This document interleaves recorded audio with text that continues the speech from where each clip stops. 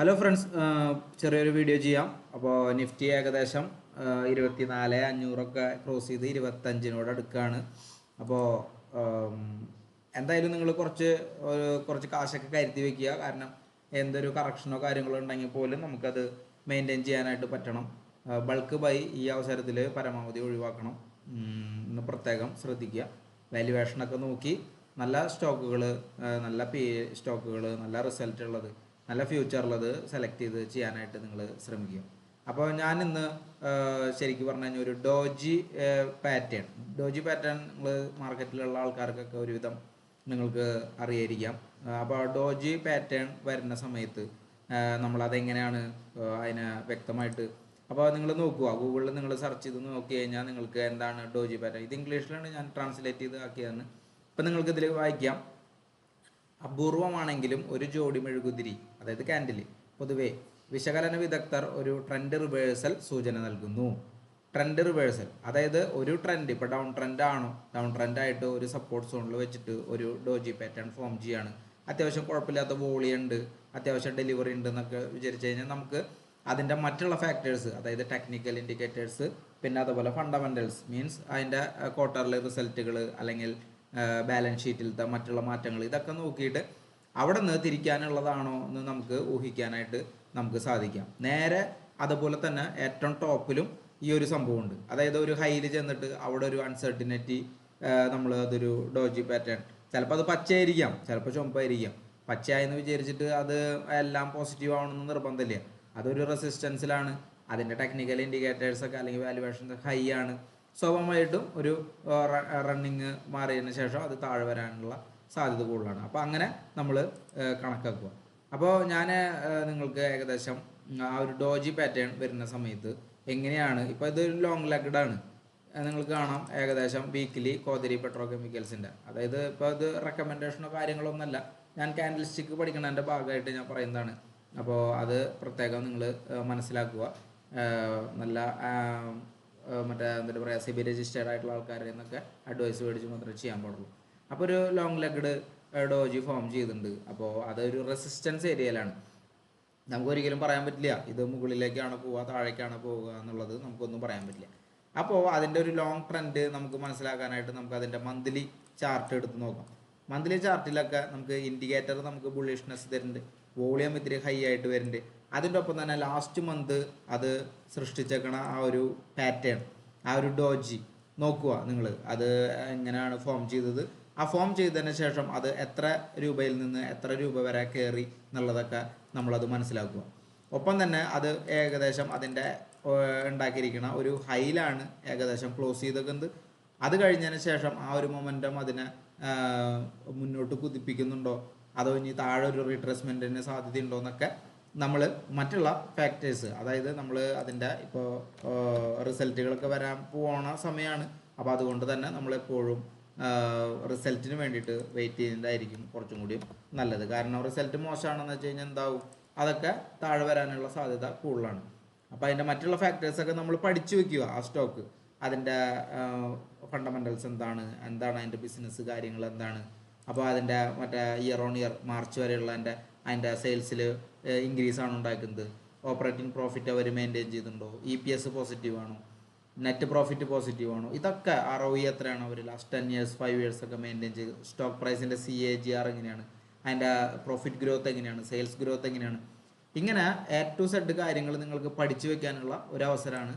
അപ്പോൾ അതിന് വേണ്ടിയിട്ട് നിങ്ങൾ കൂടുതൽ ഹാർഡ് വർക്ക് ചെയ്യുക. അതിൻ്റെ കടമൊക്കെ കുറച്ച് അവരുടെ റിസർവ് സർപ്ലസിലൊക്കെ ഉള്ള മാറ്റങ്ങൾ, അതുപോലെ ക്യാഷ് ഫ്ലോ ഏതൊക്കെ രീതിയിലാണ് അവർ നന്നായിട്ട് വിനിയോഗിച്ചേക്കുന്നത്, ഇതൊക്കെ ഇതിൽ നോക്കി കഴിഞ്ഞ് കഴിഞ്ഞാൽ നിങ്ങൾക്ക് പഠിക്കാം, ഈസി ആയിട്ട് പഠിക്കാം. ഇൻവെസ്റ്റേഴ്സിൻ്റെ ആക്ടിവിറ്റീസ് എങ്ങനെയാണ്, പ്രൊമോട്ടേഴ്സ് കണ്ടിന്യൂസ് സ്റ്റേക്ക് മെയിൻറ്റെയിൻ ചെയ്യുന്നുണ്ടോ, വിറ്റൊഴിയുന്നുണ്ടോ, ഇതൊക്കെ പബ്ലിക്കിൽ ആരൊക്കെയാണ് ഇതിൽ എന്താ പറയുക നമുക്ക് ഇൻവെസ്റ്റേഴ്സ് ആയിട്ടുള്ളത്.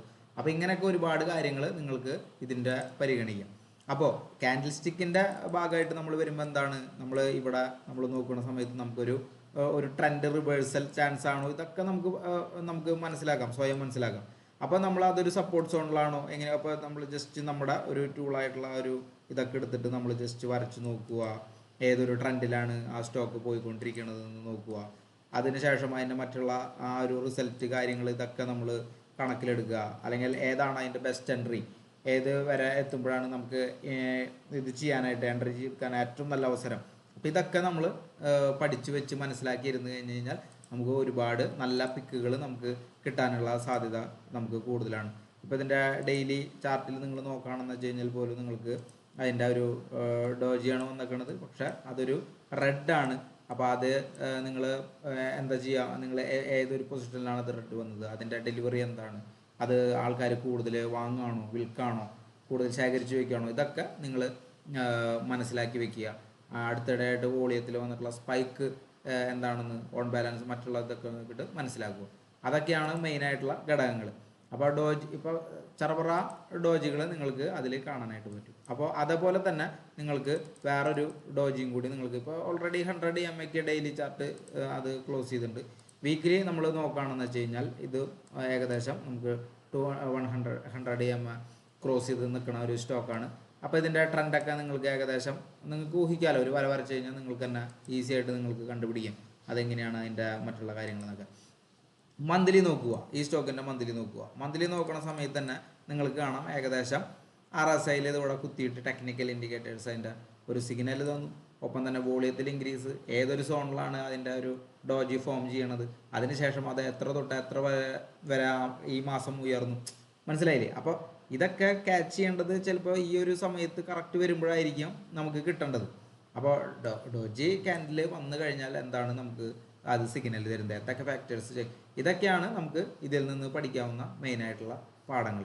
ഇതേപോലെ ഒരുപാട് ഇതുകളുണ്ട്. അപ്പോൾ ഞാൻ ഉണ്ടാക്കിയിട്ടുള്ള ഒരു സ്ക്രീനറുണ്ട്. അപ്പോൾ അതിൽ തന്നെ ഇതുപോലെ ഒരുപാട് ബുള്ളിഷ് സ്റ്റോക്കുകൾ, അതായത് വോളിയം ഒക്കെ അത്യാവശ്യം തരക്കേടില്ലാണ്ട് വരുന്ന സ്റ്റോക്കുകളൊക്കെ ഇതിലിങ്ങനെ മാറി മാറി വരും. അപ്പോൾ അതിൽ നിന്നൊക്കെയാണ് ഞാനിങ്ങനെ പഠിക്കാനായിട്ട് സെലക്ട് ചെയ്യുന്നത്. ഞാൻ മുന്നേ ചെയ്ത നിങ്ങൾക്ക് വീഡിയോസ് നോക്കിയാൽ വെൽസ്പൺ ലിവിങ് 145 പറഞ്ഞത് ഇപ്പോൾ ഏത് ലെവലാണ്, മർക്കസൻ 152 ലെവലിൽ പറഞ്ഞത് ഇപ്പോൾ എവിടെയാണെന്നൊക്കെ നിങ്ങൾക്ക് ഈസി ആയിട്ട് നിങ്ങൾക്ക് മനസ്സിലാക്കാനായിട്ട് പറ്റും. അപ്പോൾ അത് നമ്മൾ മനസ്സിലാക്കുക. അപ്പോൾ ഏകദേശം അതിൻ്റെ ഓൺ വേർഡ്സ് അത് നല്ലൊരു വോളിയം ഒക്കെ ആയിട്ട് വരുന്നുണ്ട്, ഇൻക്രീസ് ചെയ്ത് വരുന്നുണ്ട്.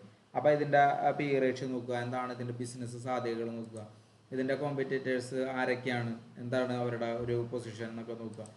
സ്റ്റേറ്റ്മെൻറ്റ് നമ്മുടെ മാർച്ച് വർഷങ്ങളായിട്ടുള്ളത് നിങ്ങൾക്ക് ഈസി ആയിട്ട് കണ്ടെത്താനായിട്ട് ലാസ്റ്റ് 10-11 വർഷത്തെ കിട്ടും. അതിലെങ്ങനെയാണ് അവർ EPS ജനറേറ്റ് ചെയ്തേക്കുന്നത്, ഇതൊക്കെ ഞാൻ നേരത്തെ പറഞ്ഞ സെയിം സാധനങ്ങൾ നിങ്ങൾക്ക് ഇതിൽ ഈസി ആയിട്ട് നിങ്ങൾക്ക് ഇതിൽ കണ്ടുപിടിക്കാനും കാര്യങ്ങൾക്ക് ഒക്കെ നിങ്ങൾക്ക് ഈസി ആയിട്ട് പറ്റും. അപ്പോൾ അതൊക്കെ കഴിഞ്ഞതിന് ശേഷം നിങ്ങൾ തീരുമാനങ്ങളും കാര്യങ്ങളൊക്കെ ഇതെടുക്കാൻ വേണ്ടിയിട്ട്. ഇപ്പോൾ മാർക്കസ് ആൻഡ് ഫാർമൊക്കെ ഞാൻ ഇതിൽ പറഞ്ഞ സമയത്ത് സ്റ്റഡി പർപ്പസിന് വേണ്ടി പറയണ സമയത്ത് അതിൻ്റെ മന്ത്ലി വളരെ ഈസി ആയിരുന്നു. ഏകദേശം കണ്ടില്ലേ ഈ ഒരു ലെവലിലൊക്കെ ആയിരുന്നു. അപ്പോൾ ഇത് ഏകദേശം ആ ഒരു ലെവലിൽ ക്ലോസ് ചെയ്തതിന് ശേഷം എന്താണ് അവിടെ ഉണ്ടായതെന്ന് നമുക്ക് കാണാം ഉണ്ടാവുന്നത്. അതേപോലെ തന്നെ വെൽസ്പണ്ണും അങ്ങനത്തെ ഒക്കെ കുറച്ച് സ്റ്റോക്കുകളും കാര്യങ്ങളൊക്കെ ഉണ്ട്. അപ്പോൾ അതൊക്കെ ഞാൻ പറഞ്ഞില്ലേ ഇതൊക്കെ ഒരു സ്റ്റഡിയാണ്, അതല്ലാണ്ട് നമ്മളിപ്പോൾ സ്റ്റോക്ക് റെക്കമെൻഡേഷനോ അങ്ങനത്തെ കാര്യങ്ങളൊന്നുമല്ല.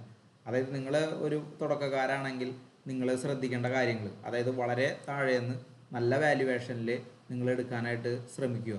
അപ്പോൾ നിങ്ങൾക്ക് അറിയില്ലെങ്കിൽ നിങ്ങൾ സെബി രജിസ്റ്റേർഡ് ആയിട്ടുള്ള ആൾക്കാരനൊക്കെ കണ്ടെത്തി അവരുടെ സജഷൻസ് ഒക്കെ സ്വീകരിക്കുക.